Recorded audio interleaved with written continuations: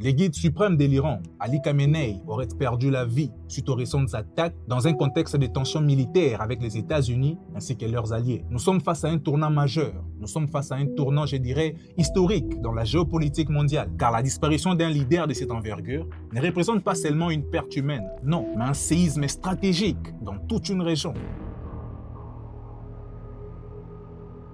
Nous sommes en train d'observer des frappes indirectes. Nous sommes en train d'observer des menaces, des démonstrations de force. Et officiellement, aucune guerre n'a été déclarée jusque-là. Mais dans les faits, nous constatons une confrontation stratégique majeure qui est en cours. Et la disparition du guide suprême de l'Iran pourrait désormais rebattre toutes les cartes.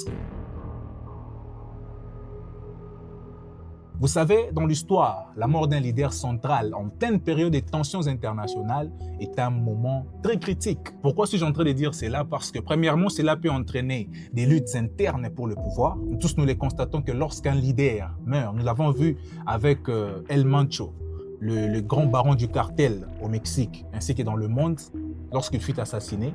Il y a eu des luttes internes pour consolider son pouvoir. Deuxièmement, cette disparition peut entraîner une radicalisation des positions politiques. Et troisièmement, la disparition du guide suprême de l'Iran peut entraîner ou pourrait entraîner une escalade des tensions régionales. Car lorsqu'un pilier stratégique disparaît, toute la structure décisionnelle d'une nation peut vaciller.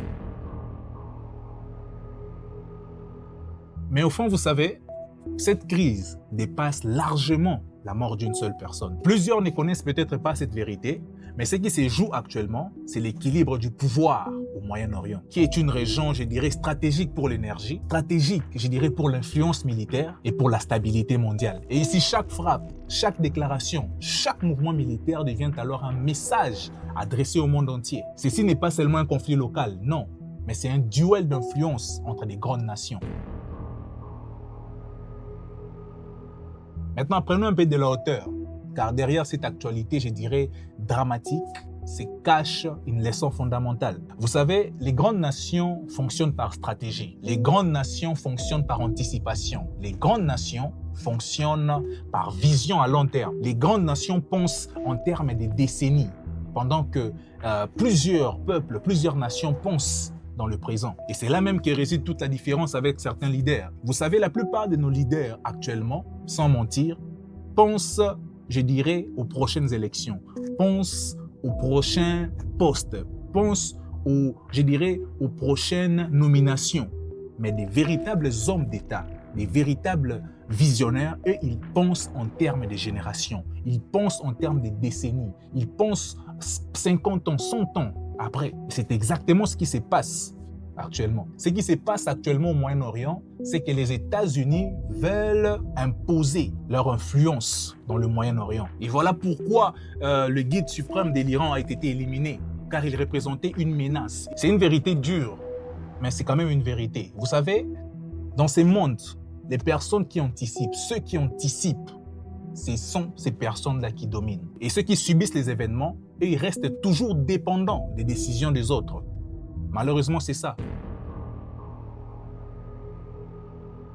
La disparition d'un leader clé, la disparition d'un leader stratégique nous rappelle une leçon ou une vérité importante. Une nation forte repose toujours sur, je dirais, la solidité de ses institutions, sur la solidité de ses leaders stratégiques. Sans cela, même une grande puissance peut entrer dans une phase, je dirais, d'incertitude. Et cette vérité ne concerne pas seulement les États, non, mais elle concerne également les peuples, elle concerne les individuels.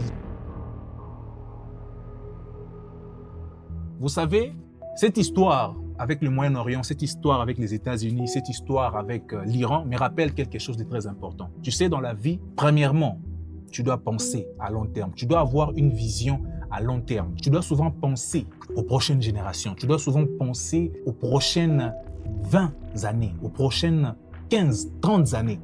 Et c'est ça le caractéristique principal d'un leader.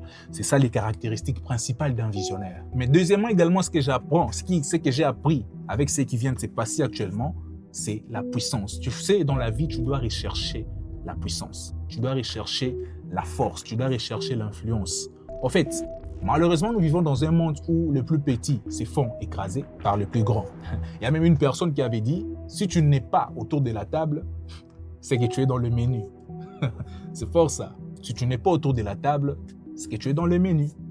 Et c'est exactement ce qui se passe dans la vie. Cherche à être fort, cherche à tisser des connexions stratégiques, cherche à avoir une vision à long terme, cherche à t'entourer de personnes qui vont te propulser, qui vont faire de toi un puissant. Au final, la vraie question n'est pas seulement ce qui se passe entre l'Iran et les États-Unis. Non, mais la vraie question est de savoir, sommes-nous dans des sociétés capables de penser stratégiquement notre avenir ou simplement des simples spectateurs des grandes décisions du monde? Car l'histoire nous l'a apprise. Les peuples qui ne développent ni vision, ni puissance stratégique finissent toujours par subir l'ordre mondial décidé par d'autres. Prenons conscience de cela.